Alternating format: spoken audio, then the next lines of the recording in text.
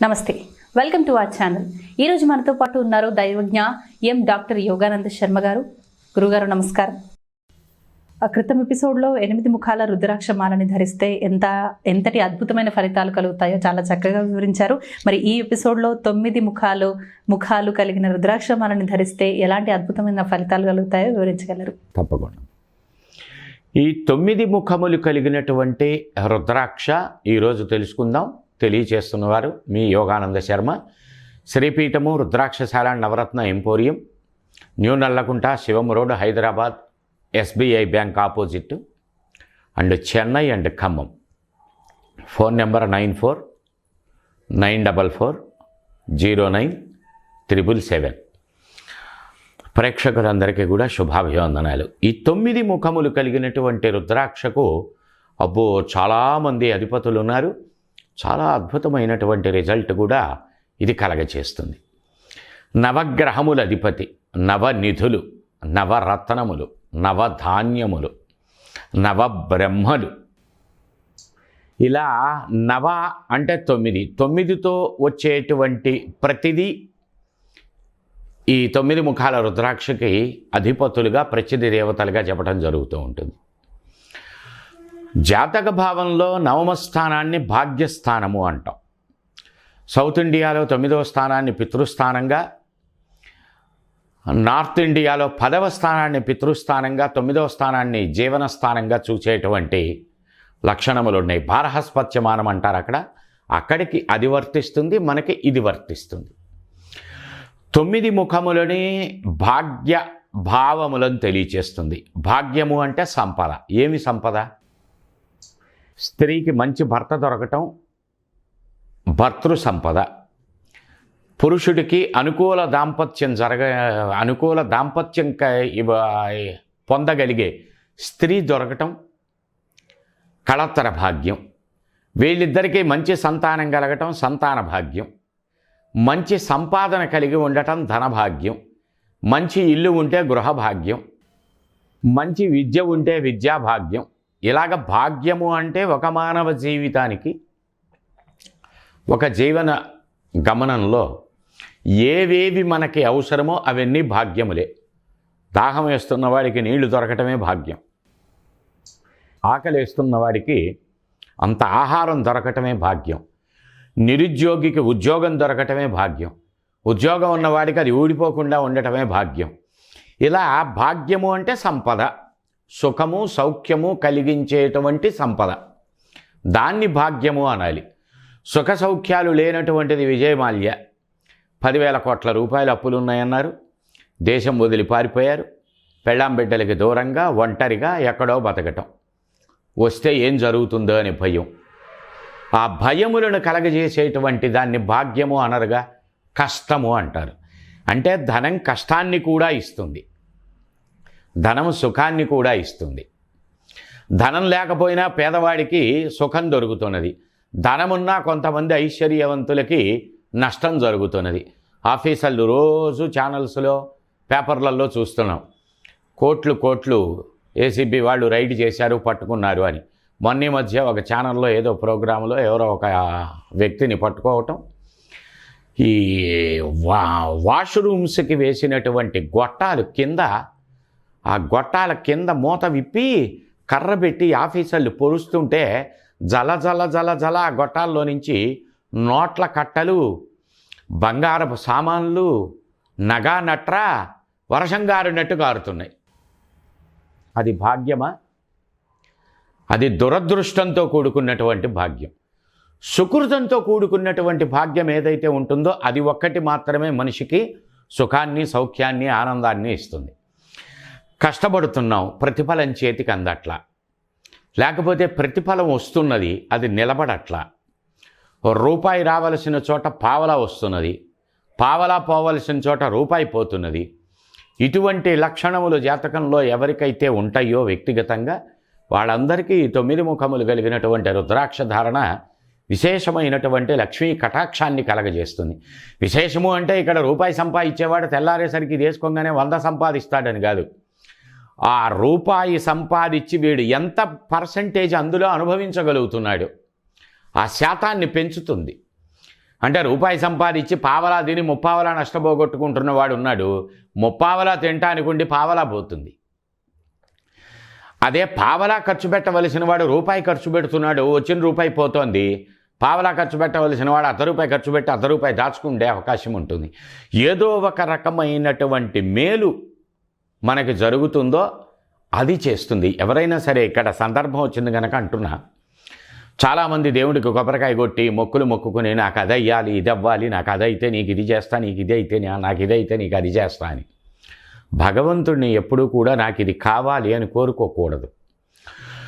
ఎందుకనంటే మనం కోరుకున్నది రేపొద్దున కష్టాలను ఇస్తుందో, సుఖాలను ఇస్తుందో, సౌఖ్యాలను ఇస్తుందో తెలియదు. అందుకని మరి భగవంతుడిని ఏం కోరాలి? మనం ఏం కోరామో అది ఇచ్చి వదిలేస్తాడు. ఇదేమిటయా ఇట్లా చేసామంటే నువ్వేం అడిగావు, పెళ్లి కావాలి అన్నావు, పిల్ల దొరికింది, పెళ్లి చేశాం. అనుకూల దాంపత్యం ఉండాలి అని నువ్వు కోరలేదు కదా. అప్పుడు 100 కోరికలు కోరాలి. చక్కటి రూపగుణాలు కలిగిన, మంచి డబ్బు కలిగిన, కోటీశ్వరుడు అయ్యుండి వాడికి ఒక్కతే కూతురుండి ఆస్తి మొత్తం నాకు వచ్చే చక్కటి పిల్లని ఇవ్వు అని అడిగామనుకో ఇస్తాడు. కానీ అది ఎక్కువ కాలం ఆయుర్దాయం లేదు. ఇదేమిటయ్యా ఇట్లా చేసామంటే నువ్వు ఆయుర్దాయం అడగలేదుగా అంటాడు. కనుక మనం కోరే కోరికల్లో లోపాలు ఉండవచ్చు. మరి భగవంతుడిని ఏం కోరాలి? నా జీవితానికి ఏది మంచి జరుగుతుందో అది ప్రసాదించు తండ్రి అని కోరుకోవాలి. మనకేం కావాలో భగవంతుడికి తెలుసు, మనకేం కావాలో మనకే తెలియదు. ఇవాళ 199 మందికి ఉన్న లోపం ఏమిటంటే తనకేం కావాలో తనకి తెలియదు. నాకు మినిస్టర్లు పరిచయం ఉంటారు, వాళ్ళని ఎలా ఉపయోగించుకోవాలో నాకు తెలియదు. ఏం చేస్తాం? మీకు కరోడుపతి అయినటువంటి స్నేహితులు ఉంటారు, వాళ్ళని ఎలా ఉపయోగించుకోవాలో మీకు ఒక ప్లానింగ్ లేదు. ఏమిటి ప్రయోజనం? ఇది లోపం. మనకేం కావాలో మనకి తెలియాలి, ఆ కావలసిన దాన్ని ఎలా సాధించుకోవాలో ఒక ప్రణాళిక ఉండాలి. ఇవన్నీ మన తెలివితేటలపైన ఆధారపడితే ఎంత మేర మనకి ఆ చిప్పు భగవంతుడు పెట్టాడో అంతవరకే ఆలోచిస్తాం. ఇక అంతకు ముందుకెళ్ళి ఆలోచించలేం. ఆదివారం నాడు ఒక పేపర్ వస్తుంది, అందులో పజిల్ వస్తుంది. ఎంతమంది 2 నిమిషాల్లో పూర్తి చేస్తున్నారు, ఎంతమందో 10 నిమిషాల్లో పూర్తి చేస్తున్నారు, ఎంతోమంది సగం పూర్తి చేసి వదిలేస్తున్నారు, కొంతమంది వచ్చే వారం ఆన్సర్లు చూసి రాస్తున్నారు పూర్తి చేయలేక. అంటే ఏమిటి దాని అర్థం? మరి అదే పజిల్ని అందరూ ఎందుకని పూర్తి చేయలేకపోతున్నారు? అంటే వీడికి ఉన్నటువంటి ఐక్యూ పవర్ అంతది 2 నిమిషాల్లో రాసి అవతల బారేశాడు. వాడికి ఉన్న ఐక్యూ పవర్ మేర అంతే. అందుకని సమాధానం కోసం వచ్చే వారం చూసి ఓహో ఇదే అనుకొని అప్పుడు రాస్తున్నాడు. ఈ రకంగా మన తెలివితేటల్ని బట్టి భగవంతుడిని అడగటం కన్నా కూడా భగవంతుడిని ఏం కోరుకోవాలి అంటే, నాయనా నా జీవితానికి ఏం జరిగితే మంచో అది ప్రసాదించు తండ్రి అని భగవంతుడిని కోరుకుంటే అప్పుడు నీకు లోపం లేనటువంటి యోగములను భగవంతుడు ప్రసాదిస్తాడు. మంత్ర సాధనకు ఉపయోగపడగలిగేటువంటిది కూడా ఈ 9 ముఖాల రుద్రాక్ష. విదేశ సంచారయానములు, దూర ప్రయాణములు, లాంగ్ జర్నీ, అంటే ఒక జాతక పీఠికలో 9వ స్థానం ఏ ఏ ఫలితములను కలగజేస్తుందో వాటన్నింటినీ ఫుల్ఫిల్ చేయగలిగినటువంటిది ఈ 9 ముఖాల రుద్రాక్ష. ఇదొక్కటే ధరిస్తే సరిపోతుందా? వీటికి కొన్ని కాంబినేషన్స్ ఉంటాయి. పసుపు పసుపచ్చగా ఉంటుంది, సున్నం తెల్లగా ఉంటుంది, వక్క పింక్ కలర్లో ఉంటుంది, తమలపాకులు ఆకుపచ్చ కలర్లో ఉంటాయి. ఈ 4 పదార్థాలు 4 రకాల కలర్స్. కానీ ఈ 4టి కాంబినేషను చక్కగా తమలపాకులకు అంత సున్నం రాసి, చక్కగా ఈ బ్యాక్టీరియా రాకుండా అంత పసుపు వేసి, అంత ఒక్కపొడి పెట్టి చక్కగా దాన్ని నవలండి. తెలుపు మాయమైపోతుంది, ఆకుపచ్చ మాయమైపోతుంది, పింక్ కలర్ మాయమైపోతుంది, పసుపు మాయమైపోతుంది. నోట్లో నుంచి కొత్త వర్ణం పుట్టుకొచ్చింది, ఎర్రటి వర్ణం. ఈ 4 కలర్స్ వెళ్ళిపోయినాయి. అనగా కొన్ని కాంబినేషన్స్ ద్వారా జాతకంలో లేనటువంటి దాన్ని కూడా సృష్టి చేయగలిగినటువంటి శక్తి ఉంది. ఆ శక్తి వాటికి లేకపోతే పుట్టాల్సిన ప్రయోజనం ఏముంది? అవి జాతకంలో ఈ దోషం ఉన్నది అంటే దాన్ని అనుభవించటం ఒకటే ఫండమెంటల్ అనేటట్టయితే ఇంకా జాతకాలతో పని ఉంది. అసలు జాతకం పుట్టాల్సిన పని ఉంది. నవగ్రహాలు ఎందుకు, వాటికి మంత్రాలు ఎందుకు, వాటికి తంత్రాలు ఎందుకు, వాటికి పూజలు పునస్కారాలు ఎందుకు, దానాలు ఎందుకు, ధర్మాలు ఎందుకు, రత్నాలు ఎందుకు, రుద్రాక్షలు ఎందుకు, హోమాలు ఎందుకు, పెద్దలు చెప్పే మంచి వచనాలు ఎందుకు? ఇన్ని ఉన్నాయి అంటే వాటికి నివారణ ఉన్నట్టేగా. రోగం వచ్చిన ప్రతి ఒక్క వ్యక్తి చచ్చిపోయేటట్టయితే ఇక వైద్యశాస్త్రంతో సంబంధమే ఉంది.